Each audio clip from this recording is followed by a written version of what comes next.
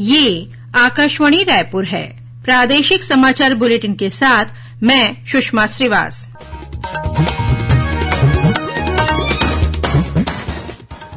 और अब पेश है आज के मुख्य समाचार। लोकसभा चुनाव के तीसरे चरण के तहत प्रदेश के 7 संसदीय क्षेत्रों में कल हुए मतदान के अंतिम आंकड़ों के अनुसार करीब 72% मतदान हुआ है। छत्तीसगढ़ माध्यमिक शिक्षा मंडल द्वारा आयोजित 10वीं और 12वीं बोर्ड परीक्षाओं के परिणाम कल जारी किए जाएंगे। अक्षय तृतीया के मौके पर राज्य के विभिन्न जिलों में बाल विवाह रोकने प्रशासन सक्रिय। और अगले 24 घंटों के दौरान प्रदेश में कुछ स्थानों पर हल्की वर्षा होने अथवा गरज चमक के साथ छींटे पड़ने की संभावना।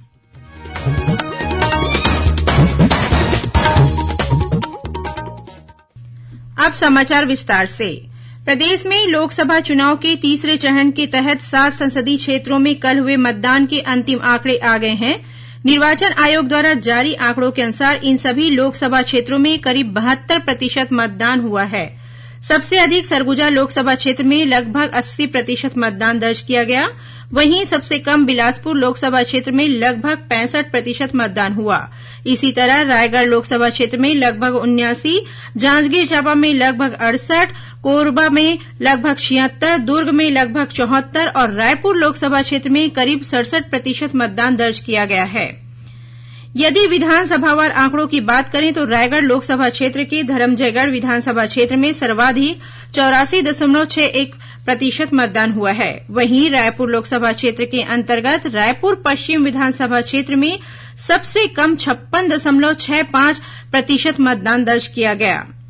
वर्ष 2019 में हुए पिछले लोकसभा चुनाव में इन 7 लोकसभा क्षेत्रों में 71.14% मतदान हुआ था।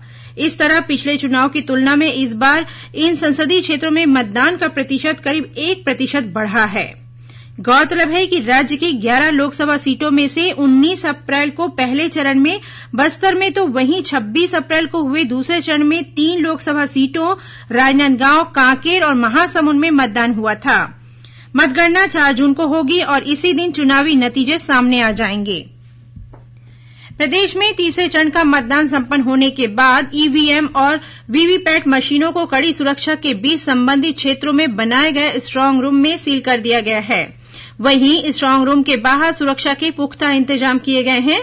साथ ही सीसीटीवी कैमरों के जरिए हर गतिविधि पर नजर रखी जा रही है। बलरामपुर जिले के भेलवाडी स्थित लवलीहुड कॉलेज में बनाए गए स्ट्रांग रूम में ईवीएम और वीवीपैट मशीनों को जिला निर्वाचन अधिकारी रीमी जियूस इक्का, वरिष्ठ पुलिस अधीक्षक और राजनीतिक दलों के प्रतिनिधियों की मौजूदगी में सील किया गया। वहीं सक्ती जिले के नंदेली भाटा के स्ट्रांग रूम में भी ईवीएम मशीनों को कड़ी सुरक्षा के बीच रखा गया है।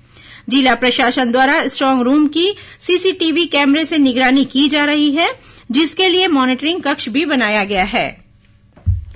मुख्यमंत्री विष्णुदेव साय ने कहा है कि भारतीय जनता पार्टी ने लोकसभा चुनाव विकसित भारत के विजन पर लड़ा है, जबकि कांग्रेस नेताओं ने सिर्फ झूठ और बदजुबानी को ही अपना ध्येय बना लिया था। श्री साय ने अपने सोशल मीडिया हैंडल एक्स पर कहा कि कांग्रेस ने संविधान और आरक्षण पर लगातार भ्रम फैलाने की कोशिश की। वहीं लगातार फर्जी वीडियो भी वायरल किए। उन्होंने कहा कि प्रदेश की जनता ने लोकसभा चुनाव में मतदान कर भाजपा पर अपना भरोसा जताया है। वहीं प्रदेश भाजपा अध्यक्ष किरण सिंह देव ने कहा कि छत्तीसगढ़ के विकास के लिए जनता ने भाजपा के पक्ष में स्वस्फूर्त मतदान किया है। उन्होंने कहा कि तीसरे चरण के चुनाव में मतदाताओं में भारी उत्साह देखा गया।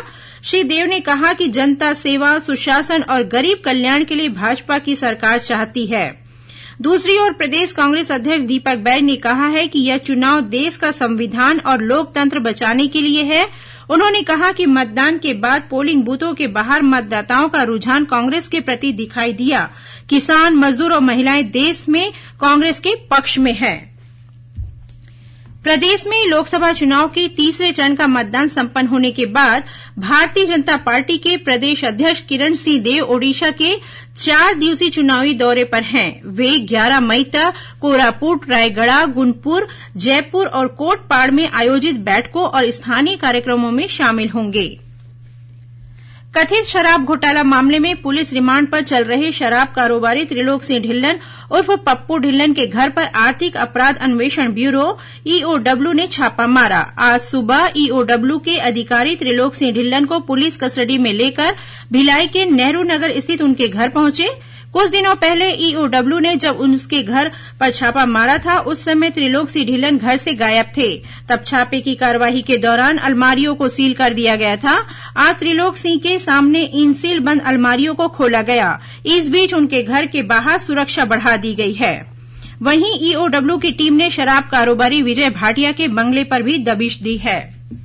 प्रादेशिक समाचार आप आकाशवाणी रायपुर से सुन रहे हैं। छत्तीसगढ़ की खबरों से है आपका वास्ता और खबरों की विश्वसनीयता से है हमारा वास्ता।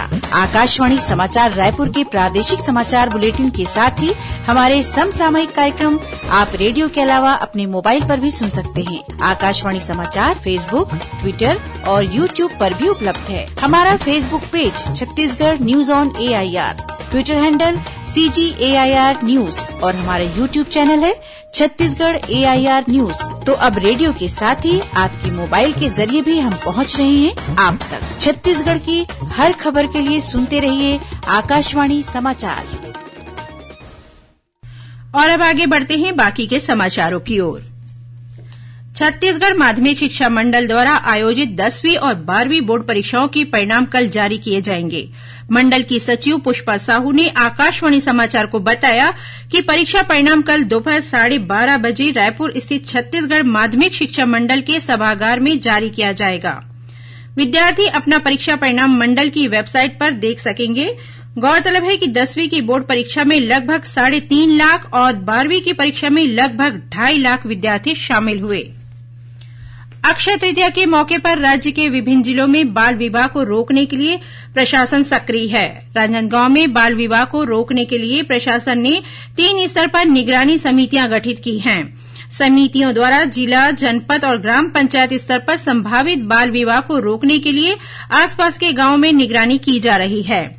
जिला कलेक्टर संजय अग्रवाल ने कहा है कि बाल विवाह की सूचना मिलने पर तत्काल कार्रवाई की जाए। उन्होंने जिले के नागरिकों से बाल विवाह की सूचना मिलने पर टोल फ्री नंबर 1098 पर संपर्क करने का आग्रह किया है।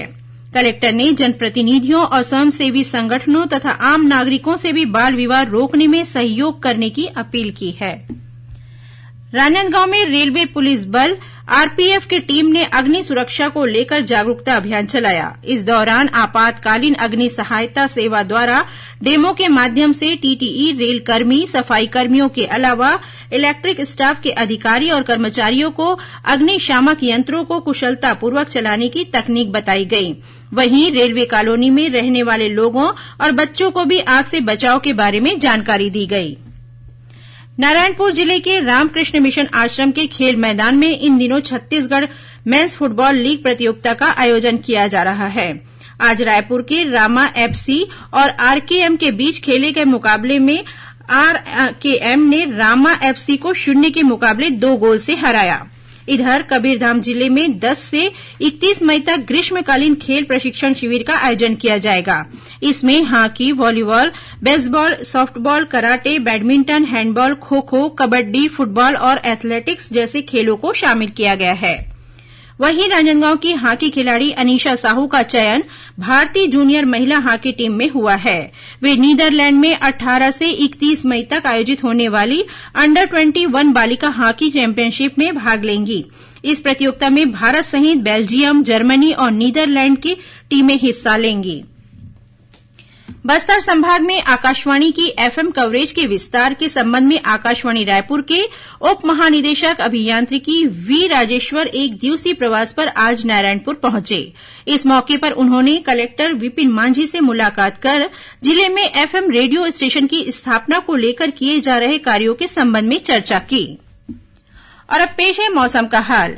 मौसम विभाग ने अगले 24 घंटों के दौरान प्रदेश में कुछ स्थानों पर हल्की वर्षा होने अथवा गरज चमक के साथ छींटे पड़ने की संभावना व्यक्त की है। वहीं 1-2 स्थानों पर अंधड़ चलने और आकाशीय बिजली गिरने की चेतावनी भी दी गई है। मौसम विभाग के अनुसार एक ऊपरी हवा का चक्रीय चक्रवाती घेरा राजस्थान के ऊपर बना हुआ है, वहीं एक द्रोणिका राजस्थान से असम तक विस्तारित है। इसके असर से प्रदेश के मौसम में बदलाव देखा जा रहा है। कुछ खबरें संक्षेप में। आज विश्व रेडक्रॉस और रेड क्रिसेंट दिवस है। संरक्षण, सहायता, स्वास्थ्य सेवा और सामाजिक सहायता तथा लोगों के स्वास्थ्य के लिए काम करने वाले लाखों कर्मचारियों और स्वयंसेवकों के प्रति सम्मान व्यक्त करने के लिए यह दिवस मनाया जा रहा है। हैदराबाद के बाचूपल्ली इलाके में निर्माणाधीन इमारत के गिरने से उसमें दबकर एक ही परिवार के 3 लोगों की मौत हो गई। ये सभी जांजगीर चांपा जिले के नवापारा गांव के निवासी थे। मुख्यमंत्री विष्णुदेव साय ने इस घटना पर गहरी संवेदना व्यक्त की है। जांजगीर चांपा जिले के मड़वा गांव में ट्रैक्टर की चपेट में आने से मोटरसाइकिल सवार एक युवक की मौत हो गई। वहीं इसी जिले के सुकली गांव में तेज रफ्तार कार की टक्कर से एक बच्ची की मौत हो गई और राजनांदगांव जिले के देवपुरा गांव के पास एक वाहन की टक्कर से मोटरसाइकिल सवार एक युवक की मौत हो गई। अंत में मुख्य समाचार एक बार फिर। लोकसभा चुनाव के तीसरे चरण के तहत प्रदेश के 7 संसदीय क्षेत्रों में कल हुए मतदान के अंतिम आंकड़ों के अनुसार करीब 72% मतदान हुआ है। छत्तीसगढ़ माध्यमिक शिक्षा मंडल द्वारा आयोजित 10वीं और 12वीं बोर्ड परीक्षाओं के परिणाम कल जारी किए जाएंगे। अक्षय तृतीया के मौके पर राज्य के विभिन्न जिलों में बाल विवाह रोकने प्रशासन सक्रिय। और अगले 24 घंटों के दौरान प्रदेश में कुछ स्थानों पर हल्की वर्षा होने अथवा गरज चमक के साथ छींटे पड़ने की संभावना। इसी के साथ प्रादेशिक समाचार बुलेटिन समाप्त हुआ। नमस्कार।